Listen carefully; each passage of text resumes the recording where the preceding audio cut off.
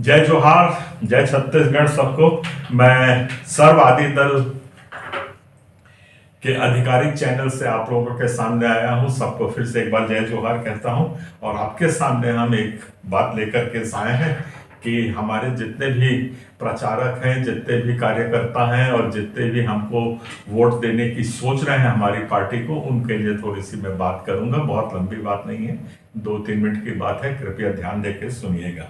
अभी बीच में एक मुहिम चली है खूब जोर शोर से कि डीलिस्टिंग की जाए। जो लोग ईसाई धर्म अपना लिए हैं या हिंदू धर्म अपना लिए हैं या और कोई धर्म में आदिवासी लोग चले गए हैं, उनको गांव से निकाला जाए, डीलिस्टिंग किया जाए और उनके जितने अधिकार हैं वो सबको समाप्त करने के लिए बहुत बड़े जोर शोर से कुछ भाजपा के बहुत बड़े कद्दावर नेता भी सरगुजा और अंबिकापुर क्षेत्र में काम किए हैं।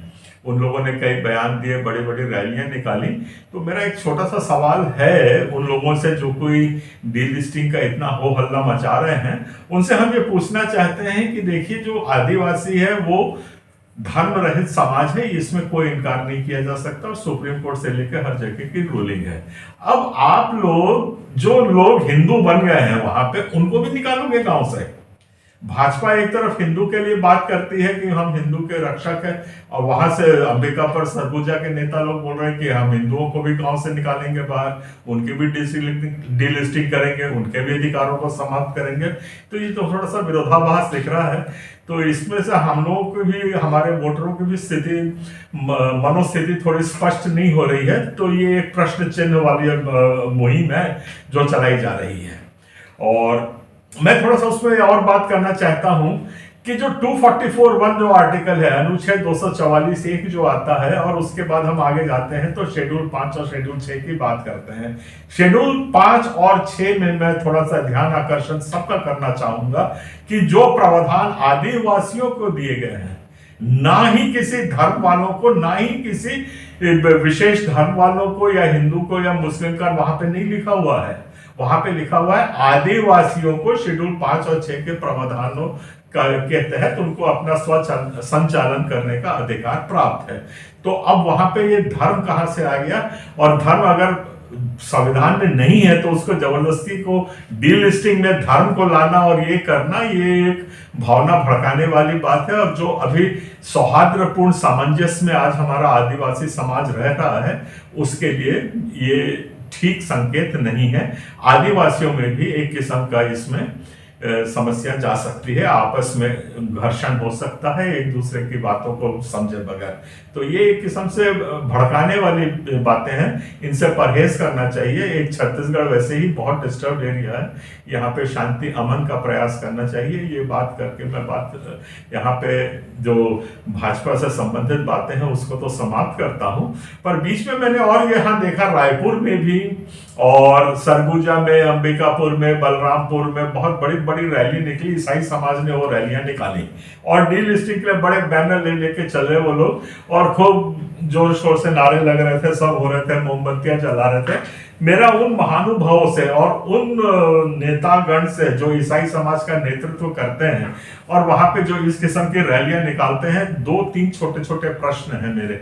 और सबसे पहला प्रश्न ये है, क्या आप स्टैन स्वामी के साथ क्या हुआ? ये फादर थे, उनके साथ क्या हुआ था भूल गए हैं कि याद है?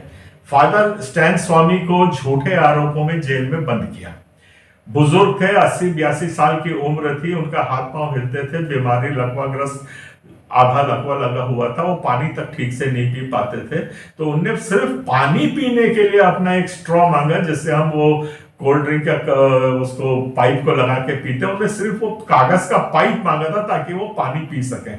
उनको वो पाइप तक नहीं दिया गया था और अंत में उनकी मृत्यु हो गई, जेल में मृत्यु हुई उनकी। ये इतिहास रहा है सरकार का। तो आप के कौन से इमेजिनेशन से कैसे सोचते हैं कि आज आपकी मोमबत्ती से सरकार पिघल जाएगी? रैलियों निकालेंगे आप तो उसके ऊपर सरकार सोचेगी, मनन करेगी और अपना रुख या मनसा बदल लेगी। तो ये सब बहुत हल्की हरकतें हैं, इनमें से हमारे ईसाई समाज को बाज आना चाहिए और इस किस्म का जो मोमबत्ती जलाने वाला जो नाटक है इसको आप बंद करें। आपका जो स्ट्रॉ के बगैर एक आदमी को मार सकते हैं, आपकी मोमबत्ती की कोई वक्त और औकात नहीं है वहां पे।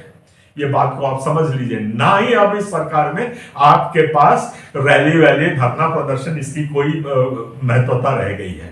अब आपके पास जो कुछ भी महत्वता है वो सिर्फ आपकी वोट शक्ति है। अगर आप वोट दे करके एक ऐसा सशक्त एक समूह बना सकते हैं जिससे सरकार आपकी बात को सुनने को मजबूर हो जाए, वो ही एक विकल्प आपके पास बचा हुआ है। आप अपना वोट इधर उधर बगराते हैं, बांटते हैं। आधा हमारा समाज कहीं इस पार्टी के पास जाता है और झूठे आश्वासनों में कभी दूसरी पार्टी के पास जाता है। इससे हमारे वोट संगठित कभी नहीं होते हैं। और जब तक हमारे वोट संगठित नहीं होंगे, हम लोकसभा या राज्यसभा में और या फिर इवन अगर रेजोल्यूशन हमको विधानसभा से पास करना होगा किसी प्रस्ताव को ये डीलिस्टिंग के विरोध में, तो वो नहीं हो पाएगा, क्योंकि वहां पे हावी होगी पार्टियों की पार्टी लाइन। आपका ईसाई को भी आपका सदस्य वहां पहुंचता, हमने देखा कुनकुरी से भी हमारे ईसाई सदस्य गए थे, बाकी वहां से भी गए थे, पर वो मुंह बंद करके रखते हैं क्योंकि पार्टी लाइन उनको रोक देती है। तो आप ये सब बहकावे में आकर के अगर आपके बहुत अच्छे नेतागण भी हैं, बहुत अच्छे जो अपने समाज के बारे में सोचते हैं, इनको चुन के आप भेजते भी हैं तो ये कर कुछ नहीं पाएंगे। जब तक कांग्रेस की पार्टी लाइन नहीं होगी कि हाँ हमको ईसाई के पक्ष में खड़ा होना है, तब तक वो नेता कुछ नहीं बोल सकता। वही हाल भाजपा का है, वही हाल बाकी आप पार्टी का रहेगा, वही हाल वो बाकी पार्टियों का रहेंगे कि जब तक उनकी पार्टी लाइन ईसाई के समर्थन में नहीं आएगी, तब तक हमारे नेता जो उसमें चुने गए हैं उनकी कोई वक्त औकात नहीं रहेगी। वो बिल्कुल चुपचाप मुंह बंद करके अपने घर में बैठे रहेंगे। ये बिल्कुल कड़वा सच है। बिल्कुल सच्चाई की बात यह है कि आप, और मैं इसमें बात को अपना मजबूती बल इस तरीके से देता हूं कि जब कंधमाल का हमला हुआ था और वहां पे 2000 ईसाइयों का कत्ल हुआ था, सरकार ने आंकड़े 800 पे रखे थे। हमारे पास भी अपने कुछ सिस्टम्स हैं आंकड़े लेने के। तो जब इतने लोग वहां पे भी मरे थे, उस वक्त हमारे राज्यसभा और विधानसभा में मिला के 40 सांसद थे, पर 40 के 40 सांसदों ने संसद में एक क्वेश्चन नहीं उठा पाए, ना बाहर बयान दे पाए, ना वो कुछ बोल पाए, ना वो कुछ कर पाए, क्योंकि सब के सब पार्टी लाइन से बंधे हुए थे। अभी भी आपने देखा होगा कि मणिपुर में इतनी गंभीर हत्या और समस्या सब हुई है, मारा पीटी खून खराबा क्या नहीं हुआ है उसको दोहराने की जरूरत नहीं है, पर आपने किसी भी पार्टी के किसी भी सांसद को कोई बयान देते हुए, क्वेश्चन रेज करते हुए नहीं देखा है। जब बहुत ज्यादा दबाव बना तब जाकर के वो पार्टी लाइन थोड़ी बहुत ढीली हुई, तब जाके वो हुआ, वो एक गलत मुद्दा है। पर जब इंसानियत घायल होती है तब स्वतः ही ये बातें अपने आप उठनी चाहिए। वो नहीं उठेंगी जब तक पार्टी लाइन उनको इजाजत नहीं देगी। तो अब समय है कि ऐसे सेक्युलर प्लेटफॉर्म्स को डेवलप करना है जो अपने स्वार्थ को पीछे रखते हैं, अपने पार्टी के हितों को पीछे रखते हैं, पर मानवता का हितों को आगे रखते हैं। हमको ऐसे लोग चुनने हैं, बड़े कमजोर हो, छोटे हो, कुछ हो, तो अभी आपके पास जो विकल्प है ये सिर्फ सर्व आदि दल का ही छत्तीसगढ़ में है।